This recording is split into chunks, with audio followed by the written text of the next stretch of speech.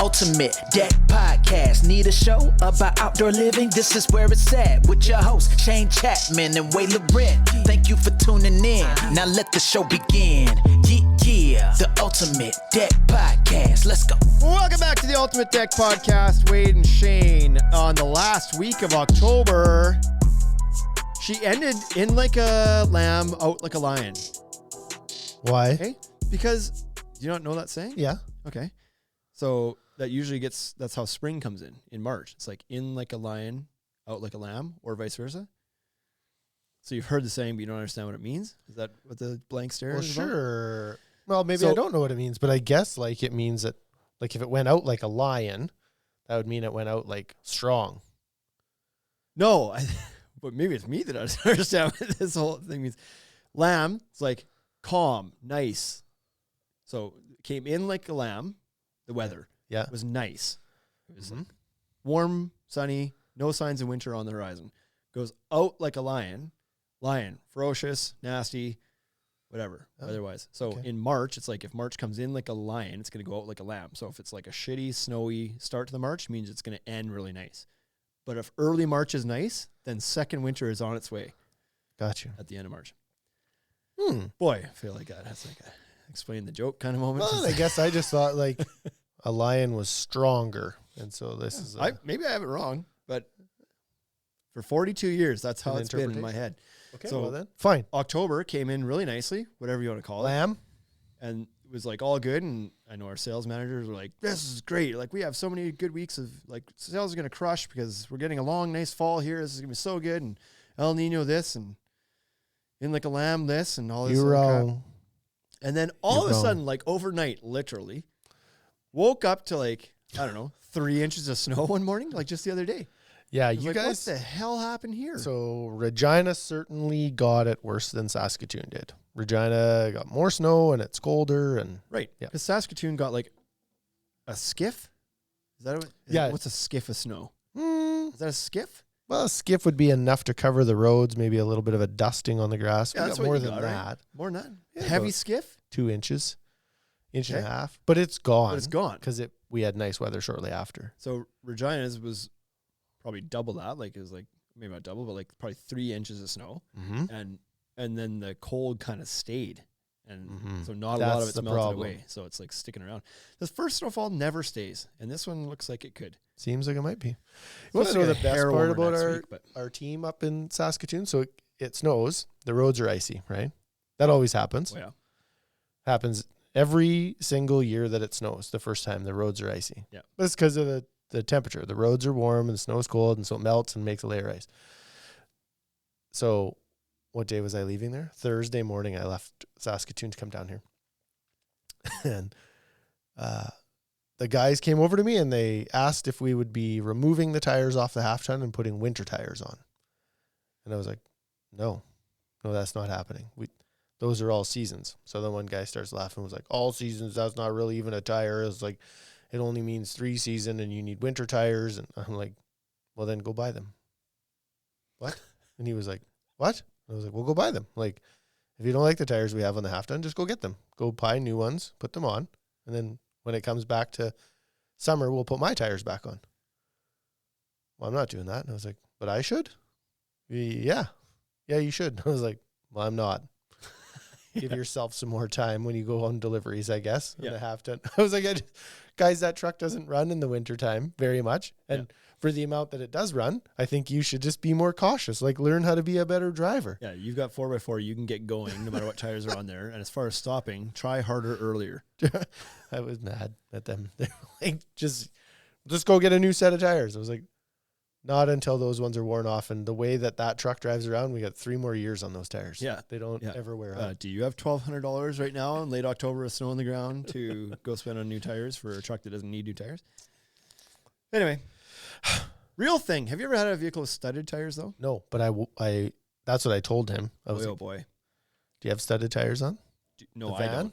No, but my wife's old vehicle was a little Kia Sportage. And we had studded tires for her little vehicle. That's the best. They're awesome. And then we got rid of her vehicle and got the minivan, and like we put winter tires on the minivan, but Not it's like still studded. a long ways from studded tires. Studded tires. are the shit. Yeah. They're pretty good. Are you going to put them on the minivan? Nope. Why? I don't know. Same reason we're not going to put like Thing doesn't move. $1,200. We're talking. I don't have $1,200 anymore than the business does, right? So I don't know. Maybe someday, but not rushing into it. But the van sucks. Like even with winter tires, it does suck on the road. Like this little Kia was so much better. Probably mostly because of the studded tires, but But it was also all-wheel drive, and the van's not, so that also plays into it. But yeah, anyway, all-wheel drive is a factor as well. do you get phased by the first, like when summer transitions to winter? Sorry, when pre-snow transitions to snow, is there an adjustment period for you, or is it just like there's just snow on the ground now? Mm-hmm. Like I find it weird, but for me, there's not. It's like I can walk. Like it happened this week, the day before, like t-shirt weather, maybe like long sleeve or hoodie weather. Mm-hmm. Walk in the house, come out the next day, snow on the ground, ice everywhere. Now you're just like in winter mode, but there's no like shock for me anymore. And clearly for some people there is, Like, but it's I just don't like it. it's just set in for the next 4 to 6 months though. And it's like, you'd think that you'd be like, oh, things change now. It's like, they don't though. Like it's weird to me how just like, it just is what it is, and I don't even think about it too much. Yeah. Outside, it's like, and I walk more carefully on the sidewalk. Yeah. So I for sure don't like when that day happens. I'm always like I had a shittier mood that day that it snows. Yeah. Because there's accepting. Yep. What was the one saying? It's like there's planning and then there's accepting, and it's like, well, this has now happened, so now you just have to accept this. Yep. You can't. There's no planning around it, or something like that. But anyways, yeah, it snows, and then for me, I'm just like, well, it snowed now. So I don't. It doesn't really change too much for me. Typically, I get blindsided because I don't ever even look at the weather. Like I almost never check the weather when people are like, "Whoa, what are you gonna?" Like I show up and I'm wearing shorts the first day it snowed, and they're like, "You're wearing shorts?" I was like, "Well, I had them on," and then I walked out of the house and was like, "Well, shit. Yeah, this is a silly outfit, but here we are." It just seems to me that it changes so much about it changes everything about your life from summer to winter. Like you have to dress differently. You partake in different activities. The sports change over. You have to drive differently. Like there's all these things about your daily. You don't go outside as much. You're like, everything changes. No patio beers. Like everything about your life changes. Yet it's just so normal. It's just like, there's no like change though. Like for me personally, I don't feel the change. It's just like, it just is what it is now. Yeah. I don't even know how to explain what I'm feeling, but I find it strange sometimes. It's like you haven't dealt with this for 6 months, and it's just like, it's just natural from day one. You walk out the door, you're like, yep. Now winter. Now I just drive slower. Yeah. Anyway.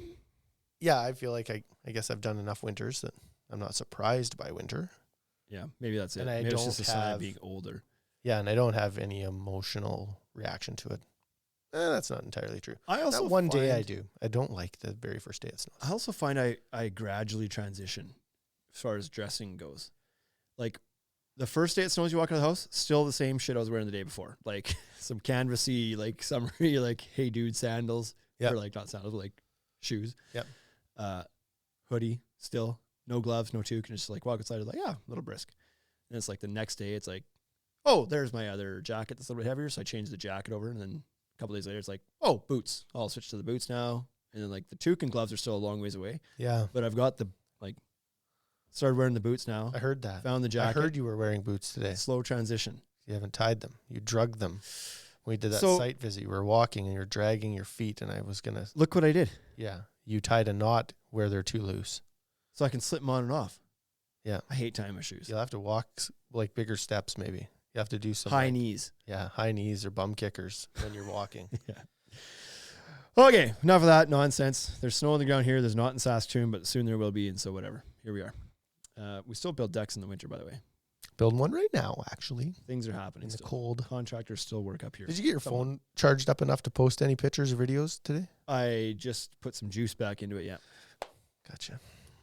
Okay, so the other day I came walking into the store, and one of our sales guys, Dale, I was going to call him Dave, but his name's Dale. He'd probably respond to Dave if you actually called him that. He would respond to most things, I think, even a grunt. He's such a cheery dude. Yeah. So he must have cedar shingles on his house. And he was like, I walked in and he was like, what's that video? I called for help and not a, what do you need? Nothing. Yeah. It's like, I didn't even get a hello. I was just like, walked in. He's like, you ever done cedar shingles before? I was like, nope. I've never personally done cedar shingles. He's like, well, I need some cedar shingles replaced. And I'm like, I don't even know how you do it. Like, how would you even pull them out, and how do you get the new ones back in, and how do you not break the ones around it? And I was like, I don't know, Dale. Those are all questions for somebody who has done them before. It sounds like to me. He's like, well, like, I called the guy and he wants to come out. He wants to charge like $90 an hour to do it. I feel like that's a bit steep. And I was like, well, how do you know it's steep? You just finished saying you have no idea what's involved in replacing those shingles. How do you know if that's a fair price or not? Who are you to judge? You're being the average homeowner right now who's got no idea how this all works. So he's like, 90 is a bit steep. And I was like, I don't know, Dale. It seems like pretty normal to me. 90 seems like a very reasonable number. Especially for a small job, like for a small thing, right? If he just needs like 3 or 4 shingles, the guy's only charge $90 an hour. Like, I'd have a minimum fee for that for sure. I'd be like, $500. Doesn't matter how many hours. Unless We it's have more a than minimum 5 fee. hours. The part that's the best about this is Dale sells this. Dale sells a labor rate at $90 an hour, and he sells a minimum charge. Somebody's like, I want a 4x4 deck. And it's like, well, that's doesn't work out to $500. So it's $500 now. Yeah. So, but this like, it was like, I was like, boy, oh boy, like even people within the industry you'd think would understand why something is $90 doesn't understand why something's $90. So I was like, I need to dig into this bit, and we need to do a podcast about why contractors charge what they charge and what's in that number. Because like the reason people have a reaction to this is like, oh, it must be nice to make $90 an hour. I don't make $90 an hour at my job. How are you going to make it? And I am educated, is what the average person would probably think, right? Sure, yeah. They'd still shit on the, because the trade. They have this idea that to be a trade, you got to be dumb, or Right. you can't get a real job. It's like, I really like the push that Mike Holmes is on right now and has been for the last few years about like debunking. Mike Rowe. Well, Did you both. know? No, Both Holmes sure. right now is doing, he posts almost daily about like why it's good to be in the trades, and, you know, and don't pay me for my work, pay me for my knowledge. And it's like something that you don't have, right? You don't have knowledge. And so anyways, it's just like, there is this like stigma that to be in the trades, you need to be not able to get a university degree. And it's like, well, that's silly. Well, and part of that, so I think it's Mike Rowe, who's the Dirty Jobs guy. Yes. I believe I heard his thing recently, and I'd heard it before, but it reminded me that he's got these like, what do you think was going to happen? What do you think was going to happen with, we're talking labor shortages in the trades? Yeah. He's like, what do you think was going to happen? For years now, for decades, we've basically told kids that these jobs are not even worth looking at because we took them all out of the schools. You don't get mechanic shop anymore. You don't get woodworking class. You don't get all these things. Like, we used to have this in schools, and now we've been telling kids through our actions that these jobs don't matter. They're not even worth considering in high school. Exactly. So oh, now we have a shortage. Weird. Yep. Like, your guidance counselor told you to not go in this path. Yeah. Everybody is told to get a probably university degree. That's the stupid. How's that going? I have a university degree, and With that's their the big biggest ass waste of student money. loans, or maybe not because they got forgiven by tax dollars. So anyway, Holmes posted just like whatever this was a few days ago. If you want to address the need to sustainably build more homes and increase the housing supply, we'll have to first address training and making sure we have the skilled trades of tomorrow to make it right the first time. Yeah. And I think that any proposal to accelerate housing needs to include funding to support building solid careers in skilled trades. And then the skilled trades are the backbone of our country. It's not that they are more important than other jobs, but they need to stop being looked at as if they are less important.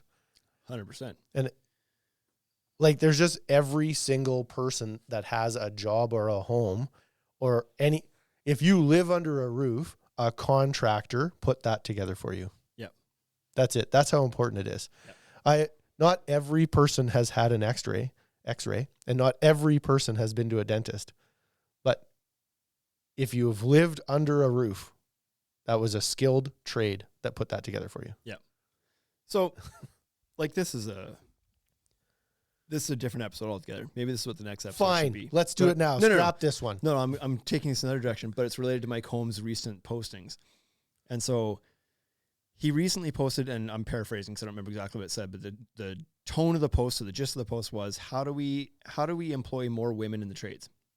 Oh yeah. And I was reading through the comments, and they went from like, the comments were anywhere from like helpful to silly.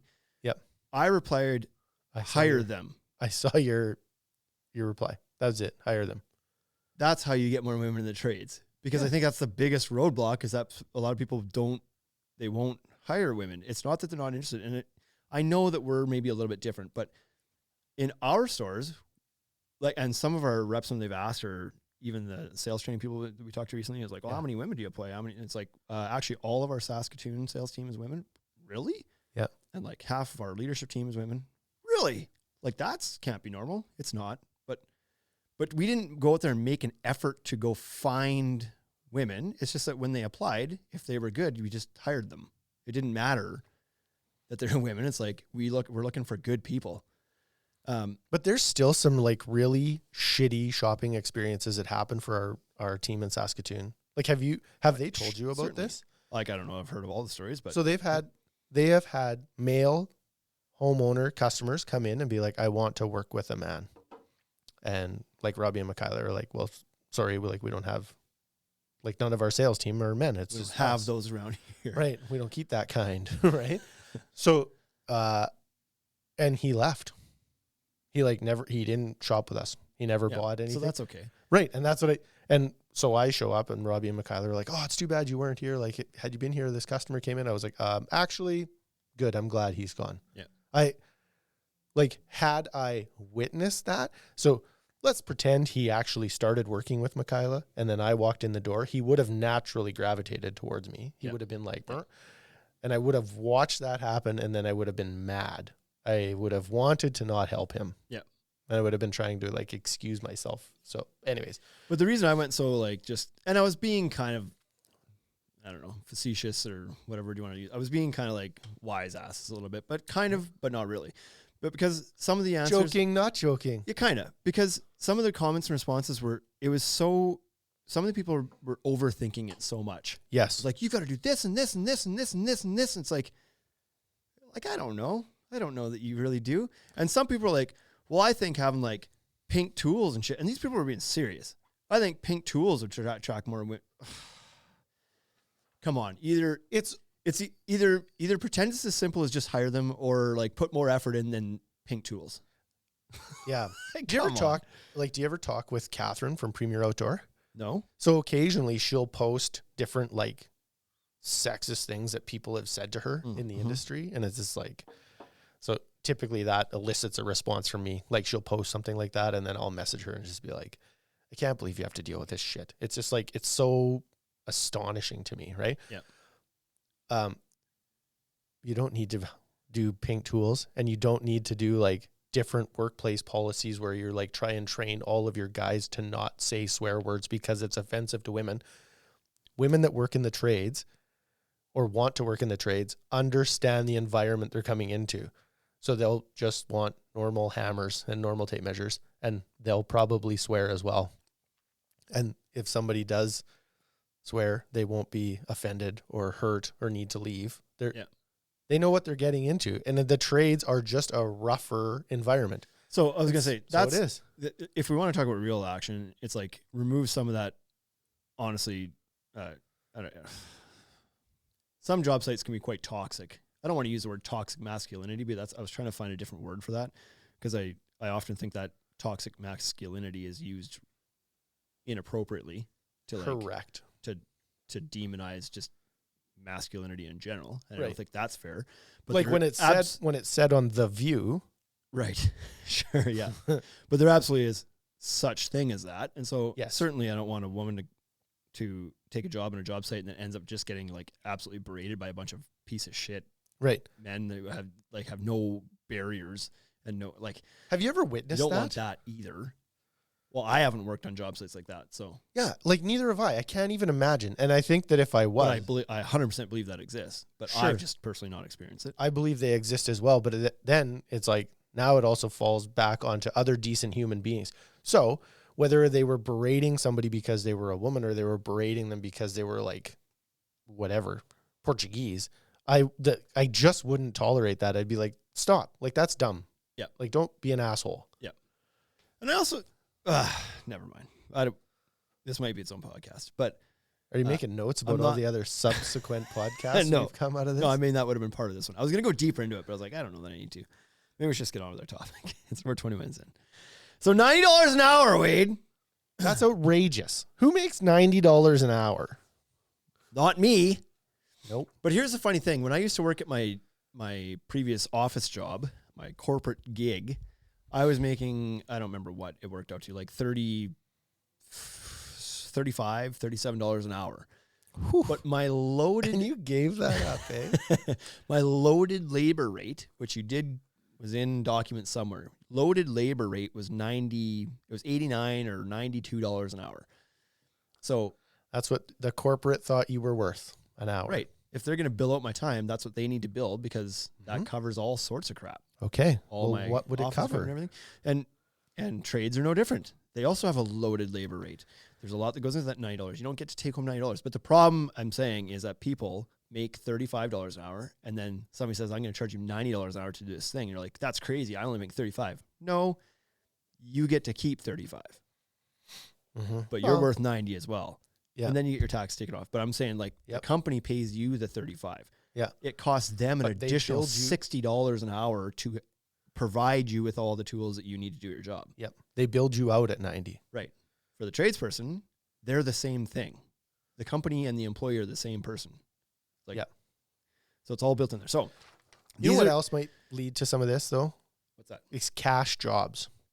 Yeah. So there is a little bit of like this whole, like the industry kind of shoots himself in the foot because there are guys that'll do this, or there's like other people, not to name, but like typically teachers, firefighters, policemen, shift workers who like Evraz plant guys who get weeks off at a time. Yeah. They start these side jobs and then they just do them for cash. Yeah. And so now all of a sudden the industry or people are like, well, I got this one guy, he come over here do it for $50 an hour cash. Now you want 90, you want twice as much as him. Why? Yeah. Like, well, because he's not here's a real why. business with real expenses. This is why. Yep. And that's okay if that's all you're looking for is somebody to do a side gig and you don't have to worry about anything else like a warranty or quality of work or any of that stuff. Then side gigs can be okay, I guess. But you have to understand that's black market stuff. Like That's right. black market's always cheaper. Yeah. Did you get your engagement ring off the black market? Yeah. Probably Should have. not. You should have. Could have got you half as much. Could have half the price. Okay, so $90. So these are averages based on the interwebs. And so everyone's a little bit different. But of that $90 an hour, the actual labor, the take-home pay of the contractor, what that contractor is going to pay himself or herself is about 30% on average. So Sounds fair. When I'm charging $90 an hour, what I'm actually paying myself is $27. Suddenly, that alone seems a lot more reasonable to people, right? Because it's more relatable to what they make. Yes. It's like What's actually 27. less I than- would pay you $27 an hour. Yeah, sure. I'll pay you that part. Yep. Here's the rest of it. Okay. Overhead, 15%. So $13.50 of that on average is going to go towards covering things like potentially office rent or a mortgage if they actually have a building, utilities, insurance, equipment depreciation, software licenses, etc. So all the things that they require to operate the business above and beyond that you may not see. So when you worked your corporate job, you certainly didn't have to have a subscription to QuickBooks to do your accounting or invoicing. Right. You There just- was a lot of software tools we used that the company paid a lot of money for that Yeah. I don't know what they paid. And I worked in an office in a giant building that certainly cost a lot of money. Wasn't free. And to heat and everything else. That's the overhead component of it Okay. that I would never see as a employee of a Crown corporation. Nope.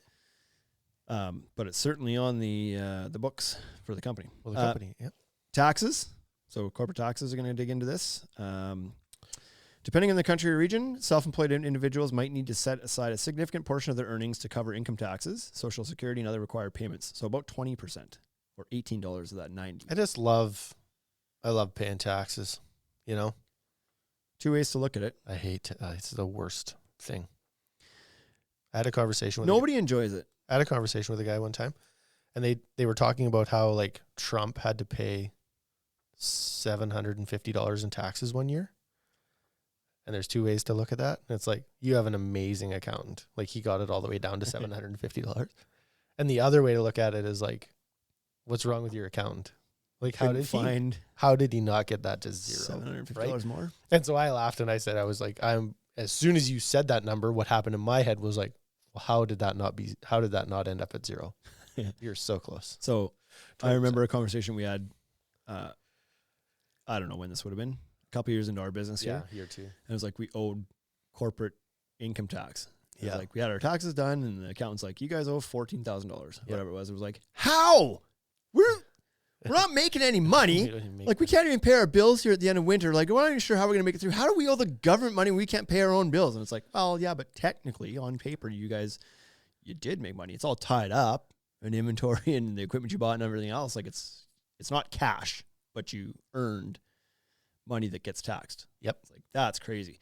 And I remember you were saying that you were complaining to your dad about that. And you're Yep. like, this is such bullshit. Like we pay this money in tax. And your dad's like, I don't hate paying tax. It means I made money. If you don't pay any tax, it means you didn't make any money to pay tax on. It's like, well, I guess so. From that perspective, it's like, if you have tax to pay, you earn something. So, Yep. Sure. Next up is materials. And so this isn't talking about the materials for that specific job. That'll generally be charged separately. But the materials like the tools or the consumables that contractors have to purchase and use on job sites that aren't specific to that job site necessarily. A lot of contractors will buy screws in bulk or drywall paper tape in bulk, or just they have some things on hand all the time that they will need and they'll need to consume, even like blades for their knife or tape measures they have to consume and go through, or pencils, or all these things that they have to burn through that need to be, somebody got to pay for them. That stuff. They got a trailer full of stuff that's not charged to your job that they have to replace and maintain and use on your job. Sometimes you get like plumbing, or you would see this if you took your vehicle in to get repaired, you'll have shop supplies. Sure. Yep. Right. And that's like, Plumbing's not an awful one though. Like you're going to do a little plumbing job. You're probably not going to buy more primer and plumbing glue cans for that job because you have it already on hand. Right. I just know that like if I've ever hired a plumber or an electrician, there's just like a shop supply charge. It's just $100. It's not like significant or crazy, but but some might just put it, if they're charging you just a straight labor rate, it's worked in here. It's got to be 10% of it. So Yep. $9 is covering $9 an hour is covering some of those consumables that they have to have on hand. Yep. You're going to use in your job. Rags, all that, cleaning supplies, all that crap. Next up is marketing and advertising. So you didn't find them by accident. Like you might have got referred, maybe, but it's possible. But if they're running a legitimate business, they have a fairly significant expense in finding their clientele. Like maybe you were referred, but no doubt your next action was a Google. Yeah, sure. I guess I better check in on these guys. Like, yeah, of course Shane told me to use this plumbing company, but like I'm going to check by myself and make sure that they're okay. And you might have been referred, but the person who referred them to you may have found them through their website or through a sign or through something like. At some point, they had to spend some money to be known. Yep. You can't just decide you're going to do something one day and then people just find you automatically. It takes a lot of money to build up a brand. Yep. They're saying 5%. So $4.50 of that 90 is around marketing and advertising. Insurance, liability insurance, health insurance, other types of insurance. 5% again. So another 5% goes towards insurance. So another $4.50 they don't ever get to see. Just there just in case. Retirement was something that was listed on here, and this could be considered profit, I guess. Your retirement might come into your profit, but another 5% for retirement. So planning. Or I wouldn't even, like, maybe not even retirement, but like a rainy day fund of some sort. Yeah. It's like it may get used for retirement if you don't need to tap into it, but you may need it for other things. Yeah, you might get it. You might hit a slow spell. You might have interest rates jump really high. You might get burned by a client who doesn't pay you or something. You will get burned by a client who doesn't pay you. So that's another 5%. So $4.50 out of that. Training and education, staying updated in the field often requires ongoing training or certifications. So certainly, depending on what trade it is. Sometimes this is required training. Other times it's just like, it's good to have if you want to stay on the top of your game. Yep. 3%, so $2.70. I don't know that if they're in these numbers, if they're considering like things that we do, like going to trade shows or going to industry events. It's probably not even really included in that. That could be a chunk of it not accounted for too. There could be a bigger chunk of this, but so another $2.70 is making sure that the person who's showing up to do your work actually knows what they're doing because they've been trained and certified in doing it. Yeah. Business fees and licenses. This can include permits, licenses, and fees related to the specific industry or locale which they operate in. Business fees and licenses, 5%. Or $4.50. That seems pretty high, but could be. Depends on who you are, I guess. Or where you are. what your fees are. Yeah, where you are. Yeah. Like some, I think California, like you have to actually take a court or like get a certification to be a contractor, whereas here you don't. So they might have higher expenses there for these than I we believe do, Quebec has that as well too. You have to do some courses to take. Yep. But even just like, so you'll have your, like your business license to the city. If you're not operating out of, like, I don't know what it's like everywhere, but here it's like if you're operating out of business, out of an actual building that's owned by the business, you don't have to pay a city municipal license fee. But if you're operating out of your house, which a lot of contractors would, just operate out of a van, they would have to pay that fee and business registration fees and all these other fees. Yep. And finally, at the end of this whole thing, which is the one that people are always upset about, is people making too much money or any money, is profit. And on average, 2%. $1.80 per hour is what these poor little tradespeople charging you $90 an hour that you think is asinine. They're actually keeping $1.80 of it at the end of the day. They pay themselves and all these other things, and they get to keep $1.80 at the end of the day. 2%. And that's not crazy. And that, like I said, we can maybe work the retirement in there and call it 7% combined for those two things. Sure. But, some of the wage is probably in that as well, like depending on how you think of that. If you're self-employed, but the easiest way to think about it is if you own the company, like Shane owns the company, and then you send Wade out to do the work. Yep. So your wage is that's what I get, right? Yep. And the 2%, the $1.80, that's what you get for being the business owner. Yep. It's like, well, okay, if somebody sends out a contractor and bills that out at $90 an hour, they get to keep $1.80. Well, you'd be like, you'd probably actually feel a little silly about that. Yeah. Right? Like, why would you do that? Why would you even go to work? Why would you manage all of this racket and these people if you're only making $2 an hour? Yeah. I love it. Nobody would hire me. I know that not everybody in the world is going to hear this little podcast, but I think this is like, I hope that people hear this and it clicks a little bit and it's like, oh, okay, well, like maybe 90 is not so crazy then. Almost for sure really one person would hear that and think about it. Yeah. We lost a few at the 20-minute mark when we hadn't started. They're like, I'm out of here. Yeah. But that's kind of loosely how you get to these wages that you think sound, okay, first of all, it's not a wage. The $90 an hour is, that's the problem. People think it's a wage. It's not the wage. Yeah. Because it comes to them at $90 an hour. And they're like, well, that's per hour. If you gave that to them as a job price, it's like, this will be $340. Yeah. It's like, okay. Yep. So really, when you like take 30% of the number they're giving you, and that's what that person's actually getting paid. The rest of it is paying for all sorts of things. It's just the cost of doing business, unfortunately. But it is what it is. So hopefully when people see that now, they're not so shocked by it, and they can have a little bit more empathy for the person that's billing that as not just a greedy son of a bitch. It's just what it costs them to run their business. And at bare minimum, to make $1.80 at the end of the hour. Yeah. Bizarre. And so that's, I think, like in the trades, that's pretty common to have like sub double digit profit margins at the end of the day. Like 5% common. Yeah. 10%, if you're doing really well, you might be able to get there. If you're getting more than that, then you're running a super tight ship. But it is what it is.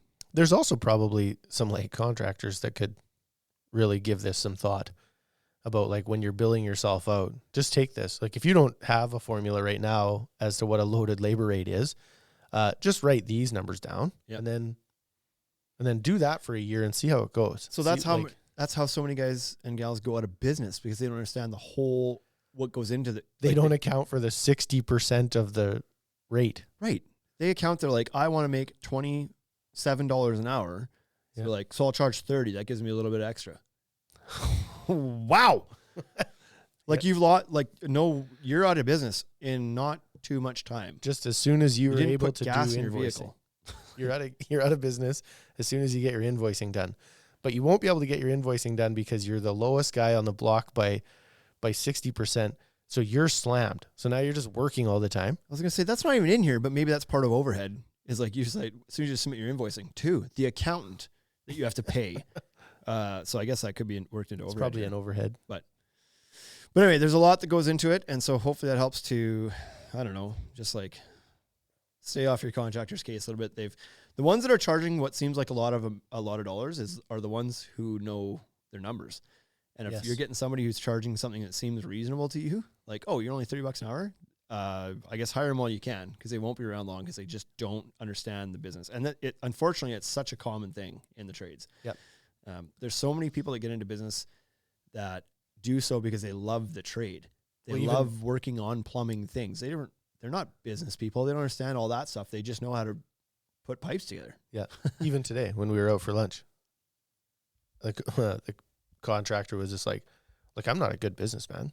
Yeah. I just like building things. Yeah. And so that's what he does. He's able to continue to plug on because he's really, really price conscious and he's very aware of saving money. Yeah.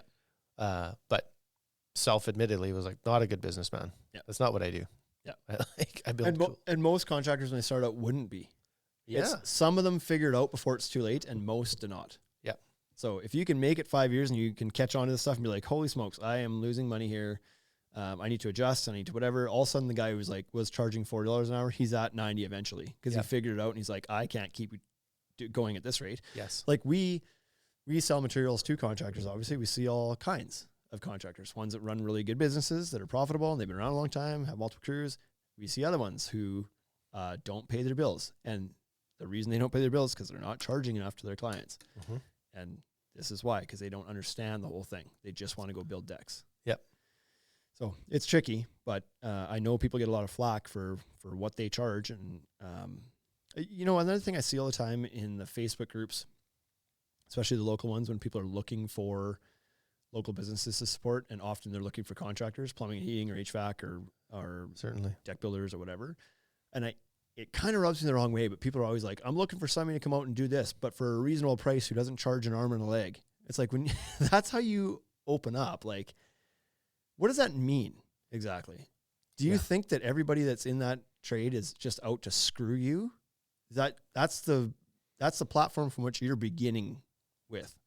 Yeah, because people don't trust contractors. Right. Just ever. Right. Which because is they don't know the numbers either, and maybe the contractor doesn't either. But yeah. So, but as soon as somebody shows up and they're I don't know, if they look professional, if they show up in clean clothes and are organized and present a good quote, then for some reason people are okay accepting that, right? It's the contractors that have showrooms are able to get $90 an hour. People pay them that all the time. Yeah. Because it's when you walk into the building, they understand there's going to be overhead. But if you show up in your truck and that's all you have is just your truck, then your truck should be clean and so should you. Yeah. And that's certainly 90 is just a number out of the thin air here. Some guys are going to be charging $200 an hour. Yeah. And some guys are going to be charging $50 an hour. And maybe the 50 guy is profitable, but it's because he's driving an old truck and he's not advertising. He's just doing work on the side and whatever else.